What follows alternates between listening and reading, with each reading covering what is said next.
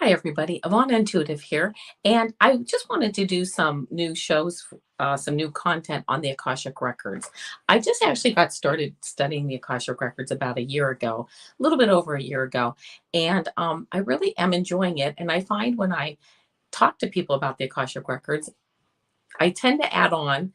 I feel like it's my life's work. So I thought after I did that like two or three times, I thought, I think this may be a little bit more important in my life than I initially thought it would be, but I thought you might be interested too in learning a little bit about them. So what my plan is to tell you a little bit about the Akashic Records, especially today, and then in future broadcasts, answer questions with the Akashic Records. I do have a couple of questions that I would like to ask the Akashic Records, which I'm going to do for this show.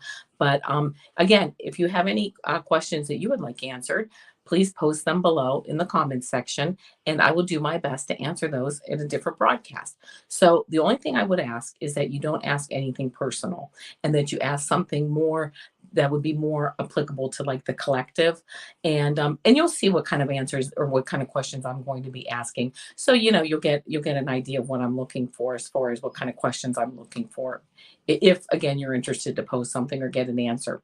But to begin, again, I started about a year ago, and as you may know, I do tarot card readings. I love tarot. I still do them. In fact, I am just completing. I've actually opened up the Akashic records of each tarot card and done and gotten information on the cards that way. So I'm actually doing a card or two a day. I'm doing that, and I'm truly enjoying it. I'm almost done with that project, but again, I love reading tarot.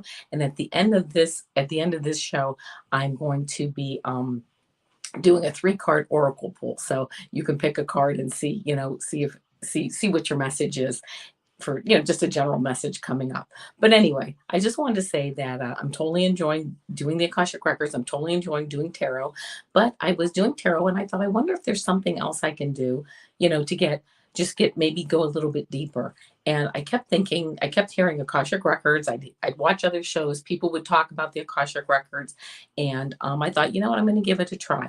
So I went online. I actually found a great lady that's my teacher, and that I take her classes, and she's online. It's no big secret, but I've been in her classes, like I say, for over a year now, and I just really, again, have enjoyed it. And so which really leads me then to like, what are the Akashic records? And the Akashic records are basically your soul's divine story. I mean, it's your soul's story from the beginning of time to the present to the future. So what does that mean? A lot of people explain or describe the Akashic Records as being like a library where everything is put in this library. Every thought you've had, your intentions, everything is in a library. But I actually view it a little bit differently, that I look at it as just like ribbons of energy. I see like multiple colors, multiple ribbons of different energies that basically combine that really become your soul story, or that they are your soul story. Um, so when I get into, for instance, my Akashic records, I am looking, I'm getting answers from my past, from my future, from my current questions I have. So I have an Akashic record, and so does everything else that has energy, which means you have an Akashic record, a tree has an Akashic record, a gemstone has an Akashic record. Whatever has energy actually has an Akashic record, and those records can be opened. A couple of things that are going through my mind that I want to pass on is you do not have to be psychic to open the Akashic records. I think it does help to have some training to do it. But I'm sure there's many ways that you can get training, or many ways that you can, either through reading something or finding something on the internet. But so you do, I think, need a little bit of training to get into them. A little bit of practice, I think, is helpful. But beyond that, you really, anybody can do it, is what I'm saying. And I actually happened to be not in the records themselves one night, but I was thinking about the records one night as I was falling to sleep. And I thought, I just like love being in the records. At that night, I know I told you it's not like a library, but that night I kind of envisioned like sitting in a library and just being in the records. And I was actually told by Toth, who is, or Thoth or Toth, however you want to say it. He's actually one of the keepers of the records. And he basically said, there's no library. All of the records are actually in your DNA. Every person holds, and every entity holds the records within themselves, which really means that we can all answer our own questions. It's all in our DNA. So, and that, I don't know if that's true. Again, I'm learning, and I believe that to be true, that we all carry these records inside of us, especially our own records. And we, by quieting our mind and meditating and whatever process it takes, just going in and accessing your soul story, your soul energy, you will find the answers that you need. However, so again, what are the Akashic records? I view them as just being a stream of energy, and really everything that's ever happened from the beginning of time to now throughout the entire future of anything that has energy. Energy cannot be created and it cannot be destroyed. So that means that, and it moves from potential to form to potential. So as we go through our, for instance, with me, as I go through my lifespan, I had the potential. I then became form, and then my body itself. If I'm talking about like my body, there was the potential. It was created in a form, and at some point, then it will go back to potential again. So, energy never. It's not created, but it's not destroyed. Once it's here and it is conscious of itself, okay, like through your soul and that, it's there. It's will not go away. It will not be destroyed. Which kind of leads me to, you know, to what really Abraham Hicks says, you can't get it wrong and it never ends. It's all a learning lesson. You're learning, you're moving through these different vibrations of life and learning. Your soul is learning, you're moving forward, you're creating. We're here to create. And again, you're moving forward and you can't get it wrong and it never ends. So today, as far as opening the Akashic Records, I only picked 3 questions, right? Or I kind of thought of 3 questions, things that have been on my mind a little bit. And what I am doing is I'm not opening my records today. Oh, and by the way, before I even get there, if you do post a comment or you would like something, you have a question, I'm happy to answer questions. Will not answer a personal question, however. I will not open anybody's records online on YouTube or in any like public forum. I personally will not do that in a public forum to open someone's records personally.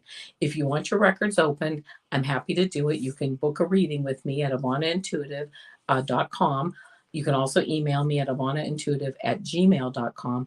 And please schedule, we can get something scheduled. I just feel that because to me, it's such a divine soul story. I just don't believe that it's really appropriate to open up, like on YouTube, somebody's Akashic Records. I don't have any issues if anyone does it. If they want to do it, it's no big deal to me.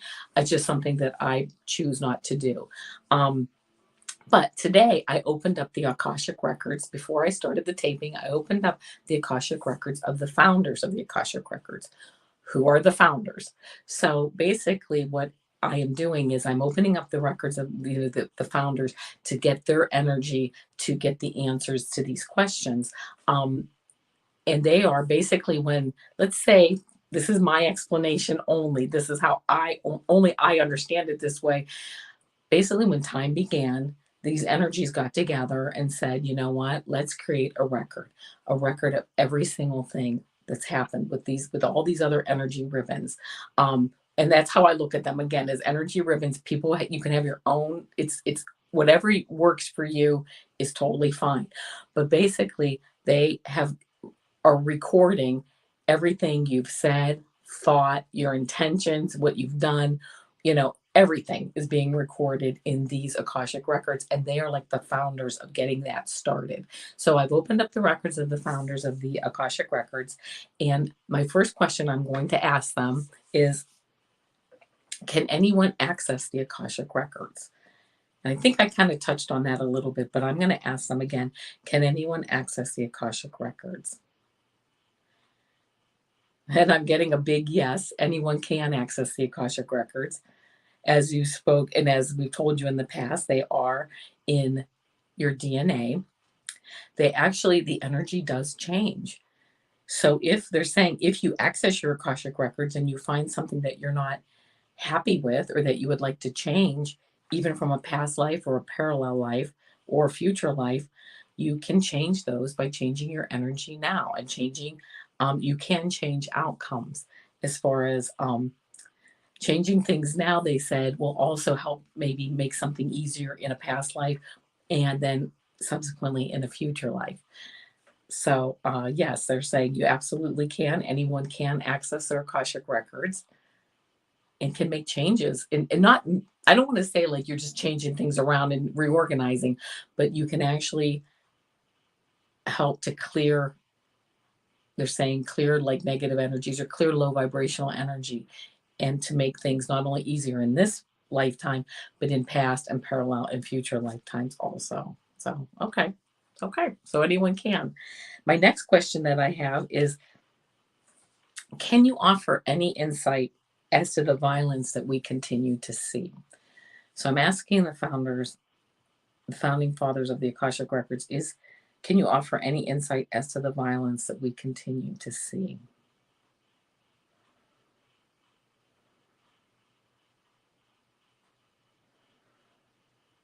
The violence that we continue to see is based upon the free will and current energies that you, as a collective on Earth, have decided is important to you. Earth was started as a true paradise, but it was also provided, the inhabitants of Earth, the humans, us, we were given free will. And through that free will, there was some level of corruption that has obviously taken place and that still occurs, whatever. They're like, that's just what it is.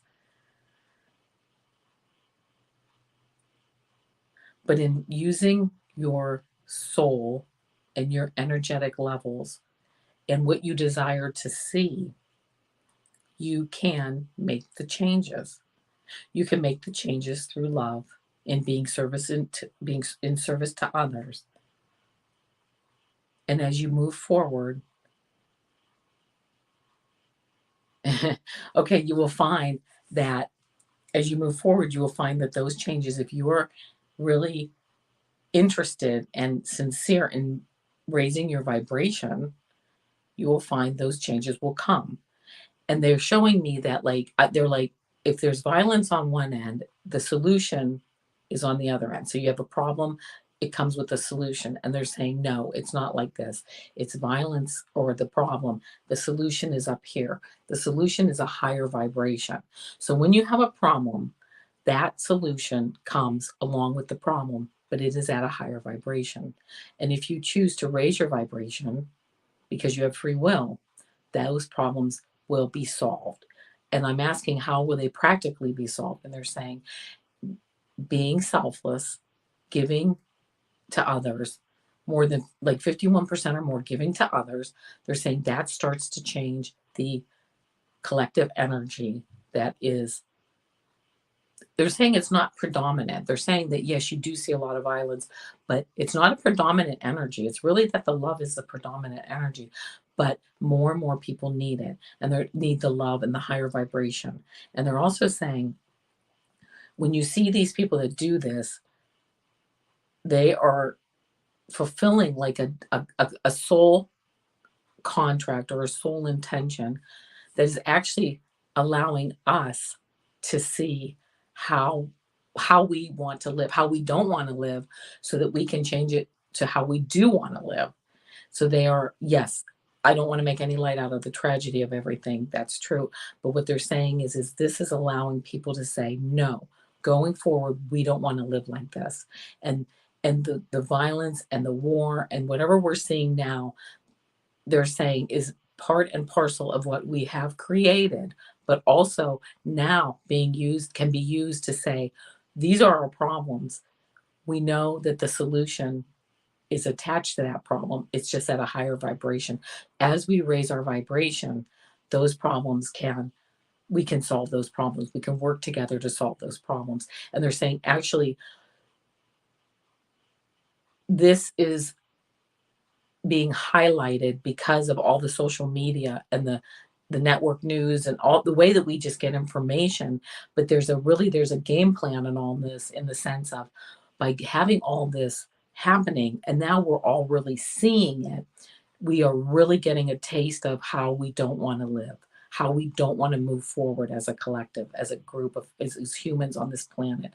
And the abundance is here, the love is here, we have every tool here to fix this issue moving forward, except for the fact that we have to consciously now make, I'm hearing, make more practical decisions moving forward. I'm asking what type of practical decisions? What can people do? Help your neighbor. They're saying help, do small scale things. Pray, help your neighbor, meditate on it, send good energy, run for office, really be, make sure you can vote and vote people into the leadership positions that really reflect what your values are. There's a saying, look every day, there's something practical that you could probably do every day or every day or two to help raise the vibration and to help, they're saying, to help strengthen your grid. Like we all hold a piece of this grid, like we all hold a grid here. We all hold some part, like some piece of the puzzle or some piece of the grid. Try to work as best as you can to always be in the highest vibration that you can be in. And they said, we know that you're third dimension and we know you have free will and we know that can be hard sometimes, but it's okay if you're not like that all the time, but try your best moving forward to always stay in the highest vibration. And that will also move and do whatever you can practically when you can to move things forward in the positive direction that you want to see. And they're saying too, because this is happening right now, yes, because it's also, it just gets so much coverage, but these newer generations are seeing this and they're saying, we don't want to go forward like this. As they come up into leadership roles, that they will also help to make changes. And I'm seeing that, I was just seeing that in 20 years, things will be a lot different. But they said, don't be discouraged by that because things are constantly getting better. They're like, if you could only see on the timeline that you are just really at the beginning of changing these things and making them better and making life better for everyone. And this is like the hardest part. It's kind of like they said, losing weight. If you lose 20 pounds, you don't feel good on the day you lost your 20th pound. You feel good when you lose a pound or two and another pound or two. We're gonna constantly start to feel better. But we have to have this raising of our consciousness through these things happening and seeing them and having such access to the news to see them. And as we move forward, and see that, and as a collective say, we don't want this, we're not going to live like this anymore, we're not going to tolerate this, we're going to move forward in love, it will move forward. And I'm also hearing they're saying, and Mother Earth Gaia is moving up to fourth dimension. She's moving to fourth dimension whether we move with her or not. Now just let me explain that. They're not saying that everyone's going to pass away or anything like that.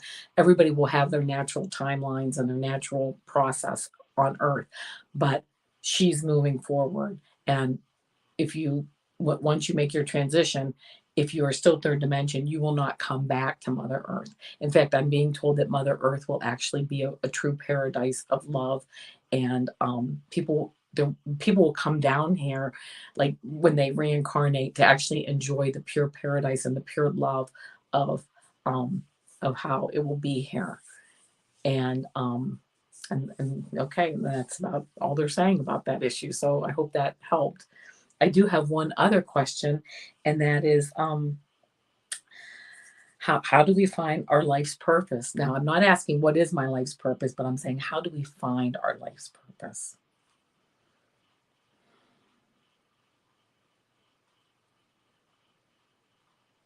We find the way you find your life's purpose, we find our life's purpose by true quieting of the mind and just asking, what is my life's purpose?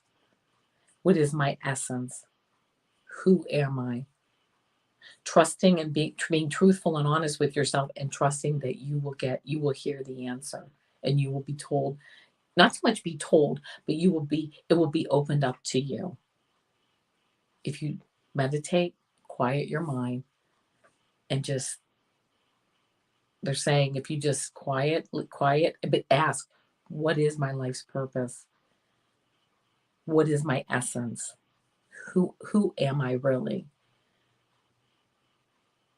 And they're saying it might take a couple times. The founding fathers of the Akashic Records are actually kind of funny, but they're like, yeah, it might take a couple of times, but you'll get there. So don't get discouraged with what they're saying. Okay, well, thank you. Thank you so much. Okay, well, all right. So If you have any questions that you would like me to, in future shows, ask the Founding Fathers or ask the Akashic Records, I would be happy to do that. Again, no personal questions. And, please post them below this video. I think that'll be interesting. If I don't get any, that's okay too, because I have plenty other questions to ask. But now, here we go. I have this beautiful oracle deck, and I think it's Sacred Forest, and I can't remember. I'm sorry, I apologize. But this is our time for a 3-card pick a card. So think about which card resonates with you. Card 1, card 2, or card 3. Think about which card resonates with you and pick 1, 2, or 3. Okay, if you picked 1, you picked the buffalo spirit. It says the abundant universe will provide. So if you're thinking about anything or you're working on something, realize that the abundant universe will provide. It always does. If you picked card 2, you picked the lizard spirit. It says dream the world into being. Dream your world into being. That's really how it works. You get a vision. It's like you get it's a vision, then a dream, then a reality, right? You kind of get a vision of what you're going to do or whatever, and then you start dreaming about it, and then the next thing you know, it's a reality. It's a beautiful card. And if you picked card 3, you got starfish spirit, open to infinite possibility. Oh wow. I mean, how cool is that? Open to infinite possibility. So if you're thinking about something, if you're just thinking which direction I should go in, or you're leaning towards a direction, just be open to infinite possibility as you move forward. Oh my goodness. So that is my show for today. Please don't forget to like, subscribe, and share my channel. Subscribing is free. If you hit the bell and you hit that all, you'll be notified when I do post.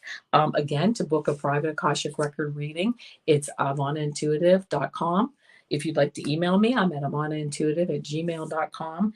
And until next time, my friends, namaste.